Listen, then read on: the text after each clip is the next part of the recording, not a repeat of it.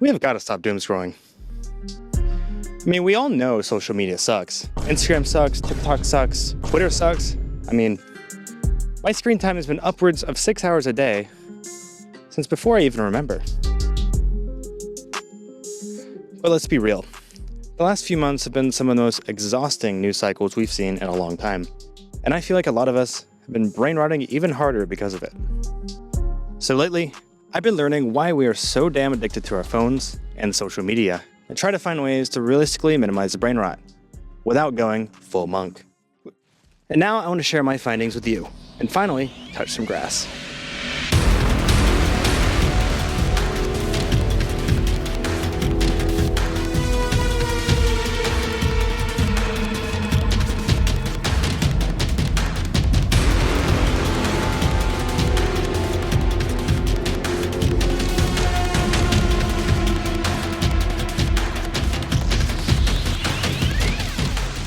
The internet is likely one of the most impactful changes humans have experienced, and has made anything and everything accessible, any place, anytime, anywhere. It's hard to imagine a world where we wouldn't be able to search any question on Google, or now ask an LLM to do it for us. However, the onset of the internet isn't the first time that technology has impacted the ways humans communicate and spend their time. Over and over again, humans have radically transformed the ways they interact with the world. Luddites were famous for destroying newfangled textile machinery in a movement against the automation of their jobs in the 19th century. Today, they may seem crazy, but looking back, you can really see some similarities to today. Some major examples of how communication and media have been met with fear include Socrates warned that written word would create forgetfulness in learners' souls, because they would not use their memories. In the 18th century, as newspapers spread, it was warned that print socially isolated readers and detracted from the spiritually uplifting group practice of getting news from the pulpit. When radio arrived, it was blamed for distracting children from their reading at school and diminishing their performance. Television was famously feared for hurting radio, conversation, reading, and the patterns of family living. And when computers and the internet itself finally arrived on our desks, they said the Facebook generation would not form relationships. Harsh, huh? Honestly, some of these claims hold merit. But looking back, I think most would argue that these advancements have had an overall net good on society. There are pros and cons to every major change we make based on our interpersonal relationships. But that's not to say all is well. Now that we have fully connected computers everywhere we go, we have reached a point where we are inseparable from our devices and the internet. In a perfect, non-late stage capitalist world, this would probably be brilliant. However, what do we do when the information network becomes literally owned and controlled by the literal oligarchical coalition between the tech CEOs and the White House? Recent events have shown the true power big tech companies have over American politics, and through that, their influence on the world at large. Some examples include neo-Nazi Elon Musk's purchase of Twitter transformed it into a free speech cesspool, allowing rapid misinformation and unfettered hate speech, leading to the 2024 Trump campaign success, and a satirical appointment as First Buddy. Anyone who uses this app knows that it's an absolutely hostile place to hang out in, filled with bots, misinformation, crypto scams, and an algorithm that pushes a verified, badge, pay-to-win hate speech agenda. TikTok is used by over 1 billion users worldwide and 170 million just in the US. Recent events of TikTok being forced to divest from Chinese ownership or get shut down have led the TikTok to a weird praising of President Trump, and users have already reported massive algorithm changes pretty much overnight. And now rumors suggest that Elon Musk or Mr. Beast will buy or have a significant stake in US-based TikTok. We really do live in a simulation. Instagram, once a photo sharing app, now serves as the primary means of connection for my generation. Meta has over and over again stolen other apps' defining features to kill and absorb it into its own mega corporation. First, buying Instagram and WhatsApp, then adopting Snapchat's killer stories feature, and most recently, forcing short-form reels down our throats, has transformed the app into an AI-generated vertical video mess. Meta's monopoly over the social networking world is brazen, anti-competitive, and outright toxic, as they train AI models on our faces, sell that data to advertisers, and generate fake profiles in our likeness. And Mark Zuckerberg's new hair Rizzler perm should not distract you from what he's doing behind the scenes. Cozying up to the Trump administration alongside other big tech CEOs, dismantling DEI policies, and removing fact-checking from its platforms, all in a bid to monopolize on TikTok's ban and avoid government intervention. Donald Trump get shot in the face, one of the most badass things I've ever seen in my life. Unfortunately, being a user of these platforms all directly support the power grab missions of this technocratic oligarchy.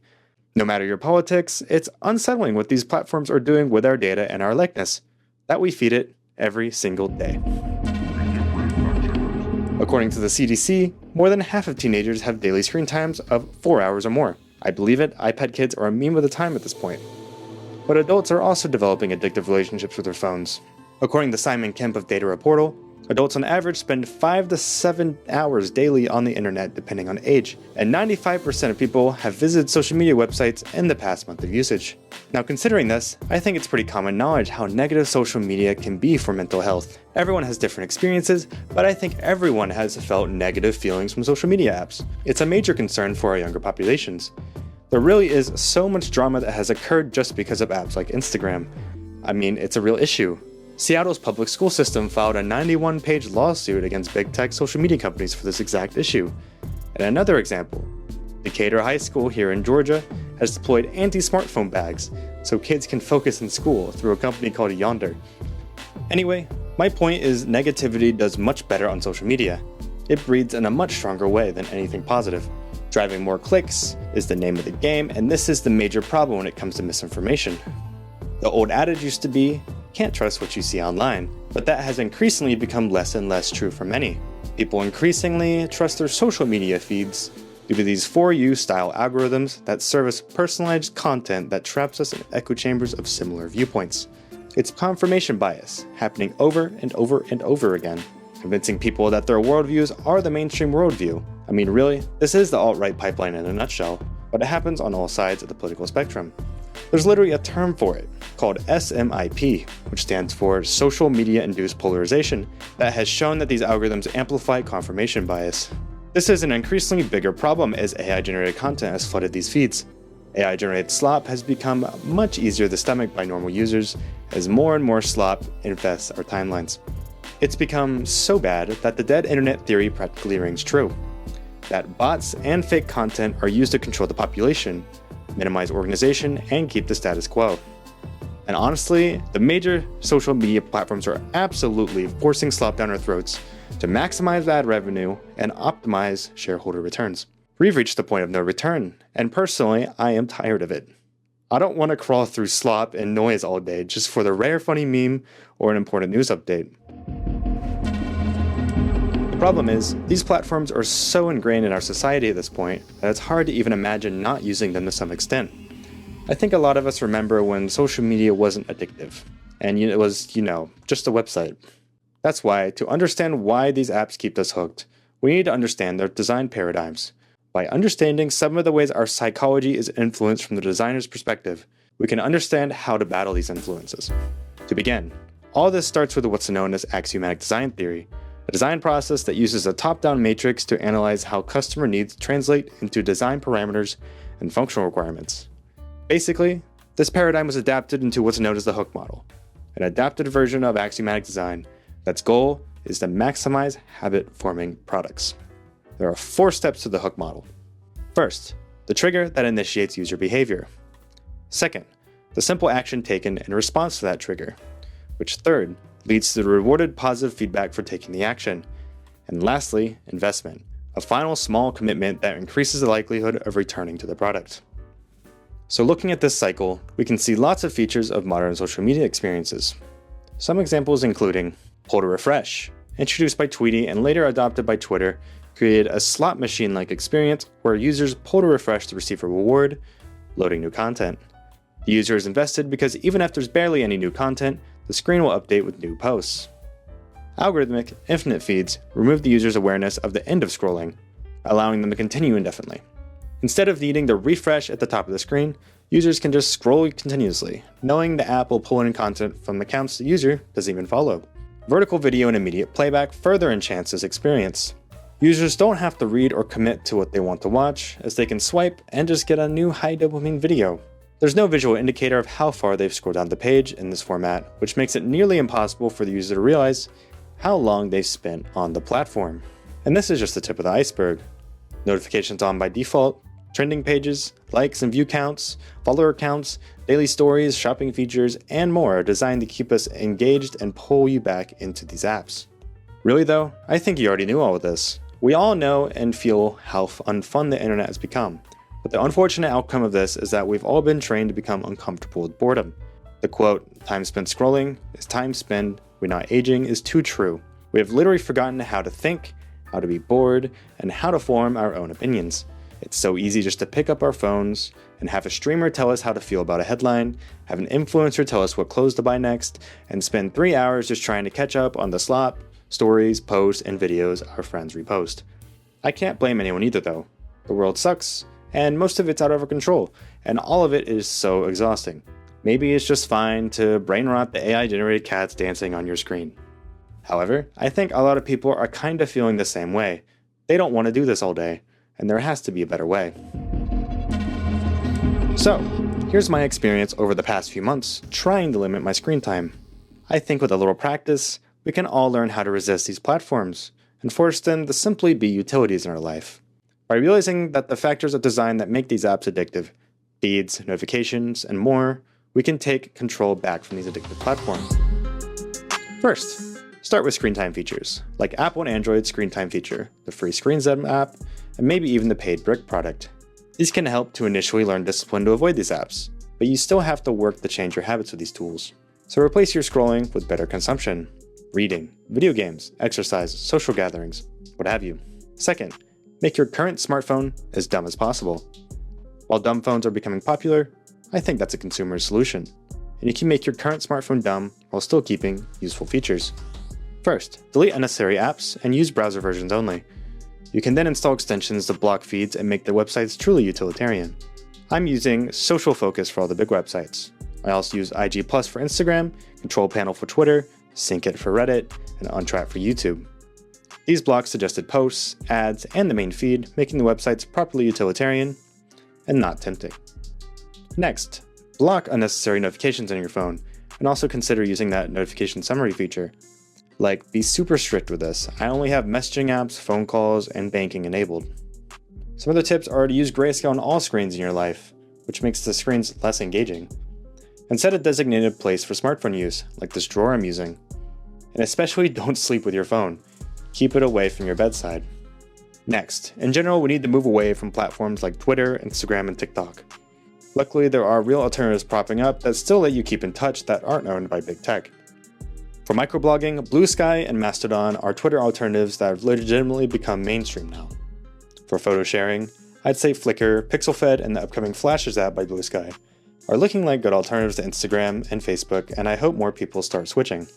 For video content, consider just supporting creators directly through platforms like Patreon, Nebula, and Means TV.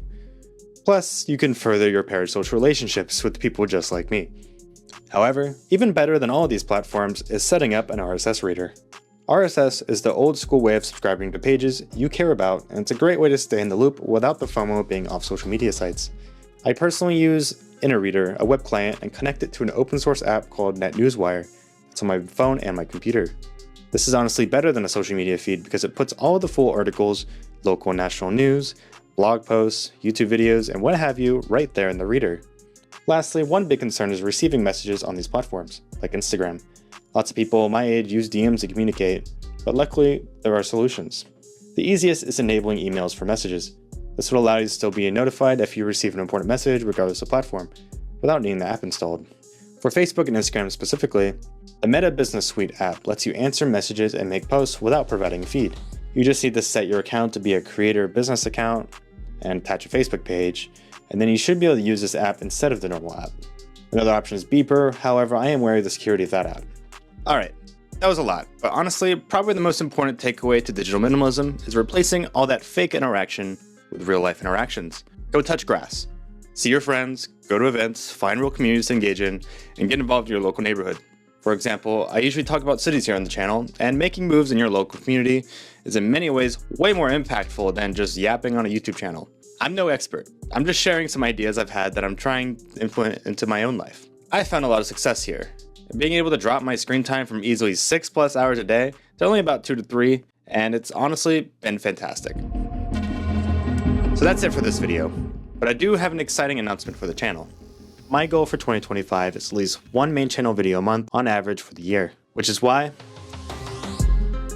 I'm opening a Patreon account and also enabling YouTube memberships on the channel. The reason for this is twofold. For one, Patreon is the best way to support me if you like my videos. These videos are a lot of work, and Patreon will help me make more videos and also supplement that revenue. And second, Patreon seems like a decent platform that doesn't capitalize on your attention. It prioritizes creators and allows me to earn an income that isn't driven by advertising, algorithms, or brain rot. Please consider this as more of a donation for my work. Right now, there are a few things I can reliably commit to, namely full uncut interviews I do here on the channel, along with priority input from y'all in future videos, and occasional update posts on what I'm working on. So absolutely no pressure here. I think it's weird anyone to subscribe to a Patreon for me. Just watching and subscribing is already so awesome, so thank you so much. And with that, that's it for this video. Happy holidays and New Year, and I'm looking forward to another great year here on the channel. And don't worry, we'll be getting back to our roots soon. I've got a train video coming out next. Hope y'all like this one, and thank you for watching.